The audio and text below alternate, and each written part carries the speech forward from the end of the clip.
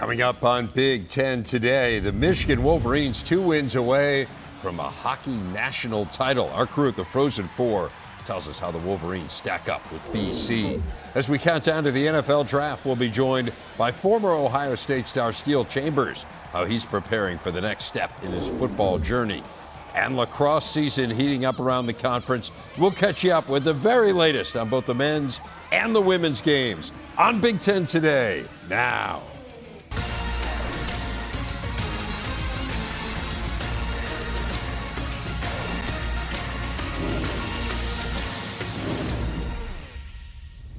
Welcome in. It is Big Ten today. I'm Dave Revson. Great to have you with us on this Wednesday.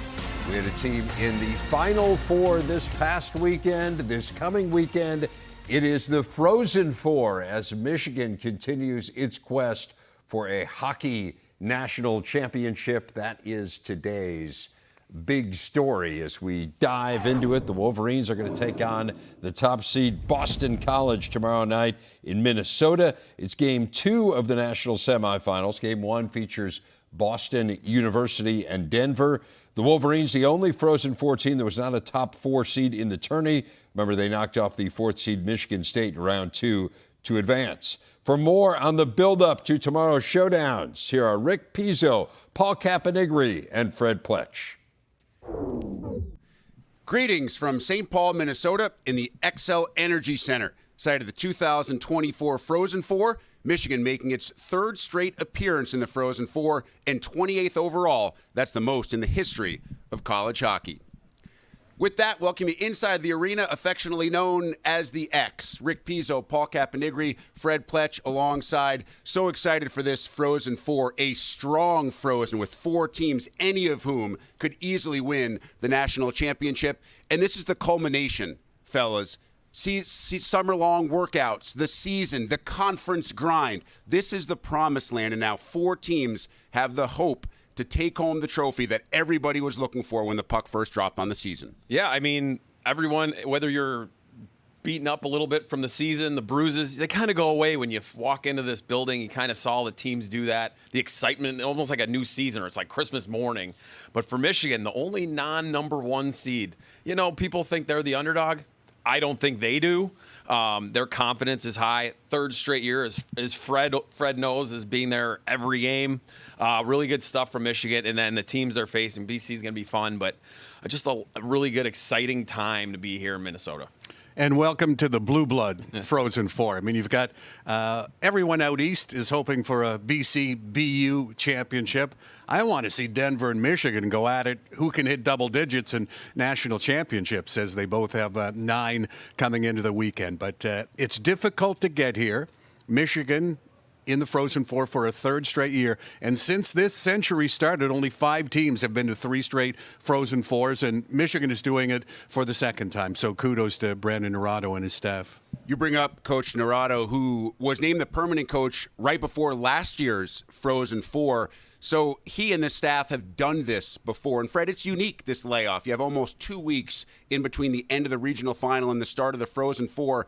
How much will it help Naurato and this staff that they went through this a year ago? Well, experience matters. And I think Brandon Naurato, as you said, was named full-time head coach, had the interim tag removed just before the Frozen Four last year. And what he did in the offseason, he really bolstered the areas that he was concerned about last season. Brought in Matt Deschamps defensively. Didn't have a goalie coach last year, so he brings in Kevin Reiter from the NTDP. And I just noticed the last 10 days, Brandon Naurato and this staff just seem so much more comfortable. They know they've got a tough task, maybe a monumental task ahead of them, but they just seem more assured of themselves, having been here, having done that before. And will it pay off? You know, we've all waited 17 long years now for a Big Ten team to win another national championship since diminutive Jeff Lurg and the Michigan State Spartans did it in 2007. So this could be the weekend. And to kind of go off the 10-day thing, Rick, I think it's a benefit to Michigan. Seamus Casey, their All-American defenseman, the kind of backbone there, got injured. I think he had a concussion. And that 10 days is going to help him. He's been back practicing. He's a go, it looks like. And I just think some of their guys have played heavy minutes up front. Gavin Brindley's out there all the time, it seems like. Rucker McGroarty, a lot of is put on them. I think this 10 days gives them a chance to regroup. They come in here, like we said at the opening, they're re-energized to go. I think that's going to be a huge benefit for Michigan going against BC. You believe they have a lot of confidence. I believe they have a lot of momentum, and they should coming out of that regional. You have to beat a really good North Dakota team, and then you get a little bit of payback. Michigan State had beaten Michigan in 4 of 5 previous meetings. The Wolverines find a way, even without Seamus Casey in that game. What did you like about what you saw from Michigan in that regional? I mean, I did like the fact that their D stepped up. You know, you lose a guy that plays about 25 minutes a game. You're like, okay, how do we replace that? But Marshall Warren, the transfer from Boston College, this is going to be an interesting storyline in the future. Ethan Edwards has been fantastic. They both scored against Michigan State. Against North Dakota, they were down 2-1. They lost Casey. They scored 2 goals in the third period right off the bat, and you're like, nothing really phases this team. They're uber confident. I don't think they're gonna come in overconfident. Obviously, they're playing a ridiculously good team in Boston College, but nothing's gonna rattle them. If they get down a goal or two, I don't think they're gonna be like, let's keep going, because they showed that in the regional in both of those teams, playing North Dakota, who was a #1 seed all season until like the last couple of weeks. So essentially, they beat 2 teams in the top 5. In a relatively green. If you saw the stands, there was a lot of Spartan green and a lot of North Dakota green, and they answered the bell. So Michigan, nothing is stopping them at this point in terms of their confidence. What do the coaches say? You want to be playing your best hockey of the year at this time. Michigan certainly is. It starts with a guy in goal, Jacob Barcheski. DJ Barzo, as his teammates call him, 38 saves in the championship game, the Midwest Regional against Michigan State. You mentioned the D. So Seamus Casey goes down in the first period, took a hit from Johannes. And what happens? Well, the rest of the D steps up, not only defensively, but in the win over North Dakota, they had 2 goals and 5 points from the back end.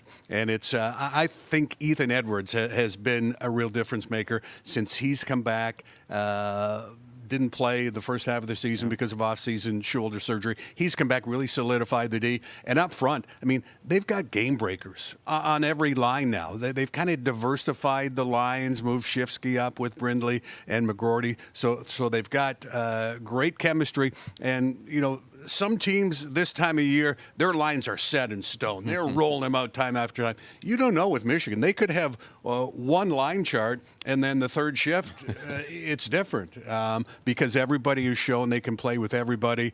And when you play with Frank Nazar, you better expect the puck. I mean, this kid is just unbelievable. First-round draft pick of the Blackhawks.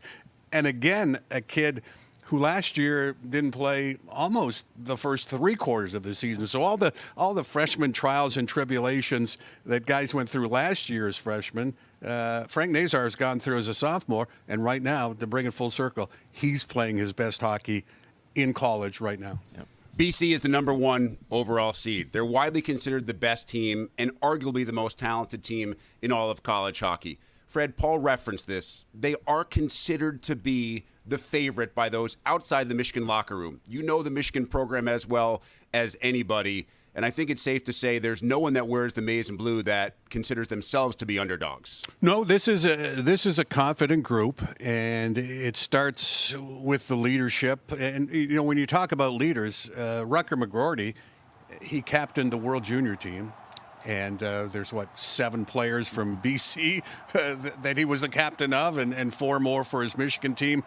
So you've got leadership from guys that don't even wear letters, although Rucker now wears a letter on the road. So Michigan knows that they've bought in. And it's all about, right now, Michigan's offense, but it's all about winning the net front at both ends of the ice. And their D has been so improved at boxing out, doing all the little things, lifting sticks, stick detail in front of the net. It's really made a difference. Yeah, and in discipline, right? I think that's going to be huge. Obviously, Boston College's high-powered offense, and they've done a better job with that. I mean, Michigan State did have 2 power play goals, but that was it. So their 5-on-5 play has been fantastic late in the season because of a lot of what Fred just said. So those are going to be keys. And we're going to talk about this more and more. But just like first initial thought is like 5-on-5, Michigan has played so well, and I think that's where they win this game. We will, in fact, get much deeper into the actual matchup as we break down Michigan and BC. Both these teams loaded. Top-end talent, depth as well. BC with 4 of the nation's top 6 scorers heading into the Frozen Four, but Michigan not far behind. We'll break down the Eagles and Wolverines as we continue here from the X in St. Paul at the Frozen Four. But for now, we send it back to Dave in the studio. Thank you, Rick. And as Rick said, lots more from St. Paul coming up. The guys will dive into that matchup between the Wolverines and Eagles. Again, a national title berth on the line. Plus the inspirational tale of a former Ohio State star who refused to let a life-altering diagnosis stand in the way of her national championship dreams. This is Big Ten Today. Big Ten Today is presented by Old National Bank, official bank of the Big Ten Conference. Our big stat is brought to you by Old National Bank. When Michigan faces off with BC tomorrow, it will be a matchup of the two teams with the most Frozen Four appearances ever. Michigan's 28, 2 more than the Eagles' 26. The Wolverines have won 9 national titles all time, but they've come up empty in their last 8 Frozen Four appearances. The last championship was in 1998. More on the quest for national championship number 10 with Rick and the guys. Dave, thank you. Wednesday is Media Day, press conference and practice here on the ice at the X behind us, and you are going to see some of the best talent in all of college hockey. So excited to watch Michigan and BC in the second semifinal on Thursday night. Cappy, do your best to try to describe the level and depth of talent that we'll see skating when these two teams take the ice. I think we counted out 25 NHL draft picks, multiple first-round draft picks, Fred.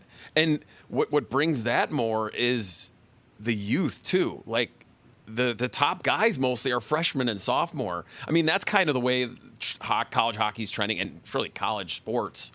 But the fact that these guys can come in as 18, 19-year-olds and do what they're doing and just have the utmost confidence. The stage doesn't – I'm expecting this to be better than the regionals because they don't get phased by these stages. Just amazing stuff. Yeah, you get NHL games without 25 draft picks. You look at free agents. But when you talk about the talent, I'll go back to something Mike Hastings said to me early in the season. I stopped in to see Mike, and he asked what I was doing and traveling with Michigan, doing radio. He said, boy, that must be fun. It's like traveling with the Globetrotters. Because, I mean, the talent that Michigan can bring and has brought the last couple of seasons, symbolic of what's in the Big Ten. I mean, you look at Minnesota, you look at what Wisconsin's done. But Michigan has been the leader when you go back to, Power and Beniers and Johnson and Luke Hughes all taken in the top 6 picks in the NHL draft. And but you can talk about Michigan's talent and depth and game breakers and difference makers.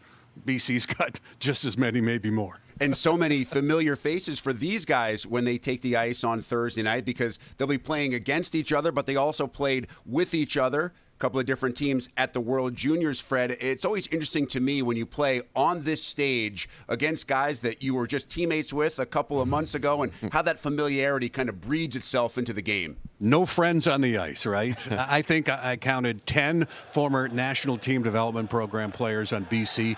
Michigan has 7. And one guy who's played the commonality, who's played with both, is Marshall Warren, who wore the C for the Eagles last year and has become a mainstay on the Michigan back end. And, like the rest of them, Marshall Warren is playing his best hockey right now. And Marshall Warren, interesting, he's a Minnesota Wild draft pick, will not sign with them. But how many college players can come to Minnesota and talk about Billy G., Bill Guerin, the GM of the Minnesota Wild, because Marshall Warren played with Bill's son Liam in youth hockey coming up.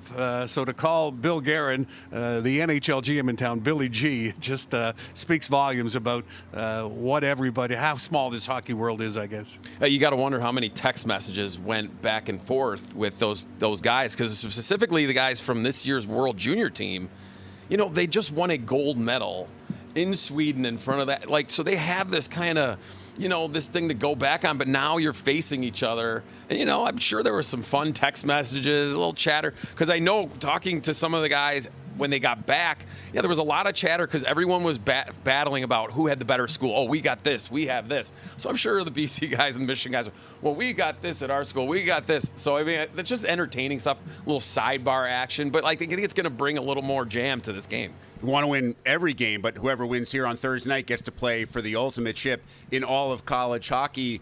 When you boil it down, is there one area or one aspect, Paul, where you think the difference will be made for either the Wolverines or the Eagles on Thursday night? You know, you'd think the power play, right, would be a huge deal for Michigan because they're the number one team, 35% all year. It's been just led the way for them all year. But when you look at the statistics, and with Boston College, they have the second best power play, and they have the number one penalty kill. So I actually think the 5-on-5 play, where Michigan has been really good, that's how they won the regional, is being the better 5-on-5 team. I think they want to keep that game, the special teams minimum, which we've seen a lot in these regionals, that the referees are letting the teams play. I think keeping it 5-on-5 is something that Michigan can benefit from. I would agree. Michigan, over the course of the majority of the season, was the most penalized team in all of college hockey, and their penalty kill was not good. But those numbers have completely turned around. If I look at what the key to this game is going to be, it might be how does Michigan's D, which is very mobile, by the way, great skating, how do they handle the Eagles off the rush? Because the Eagles feast off the rush. As I look at the analytics, I think 4 of the top 6 rush chance players in the nation are on the Eagles team. So that's one thing. And the other one, it's no secret, own the net front. Get your nose dirty. That's where you have to go for goals. And we've got the 2 players, again, in the nation that are 1 and 2. Ryan Leonard of the Eagles with his 31 goals, and Dylan Duke, the Tampa Bay draft pick for Michigan, with 26 goals. He leads them. They lead the nation in inner slot chances. You want to get to the inner slot, you better pay the price. You better pay the price. If you're going to be a little bit behind that slot, in between the pipes in this game, you better be on your best. And interesting contrast between these 2 goaltenders, a youngster for BC, a much older guy for Michigan, and a guy in Jake Barczewski, Fred, who's clearly playing his best hockey late in the year. He is 25 years old, transfer from Canisius, where he played in big games last year. He posted a shutout in the Atlantic Hockey Championship game. Then Minnesota took it to him in the national tournament. But Barczewski, coming off a 38-save performance against Michigan State. And his counterpart, Jacob Fowler, how does Michigan handle him? Well, Fowler was the backup to Trey Augustine at the World Juniors. So Michigan's key players, they know Jacob Fowler, they know how he moves, and they know what they just did to Trey Augustine. Yeah, that'll be an interesting little dissection there. Who has the advantage, right? Because Fowler knows some of those guys, their techniques and shooting, but I think maybe it helps Michigan because he can kind of talk to his teammates and give more information to Fowler about Fowler to 20 guys as opposed to just 4 that Fowler knows from the Michigan side. So much fun as we get set for Thursday's national semifinal between Michigan and BC. We'll have plenty of coverage coming up throughout the course of the day. We hear from Brandon Naurato, some Wolverine players, more analysis from Fred and Paul as well coming up on Wednesday night's edition of The Big Show. But for now, from St. Paul and the Frozen, we send it back to Dave in our Big Ten Network studios. Thanks a lot, guys. Up next, we're going to turn our attention to the NFL draft. Steel Chambers made a mid-career position switch in Columbus. Now he looks to carry his college success into the pro ranks. He's going to join us next on Big Ten Today.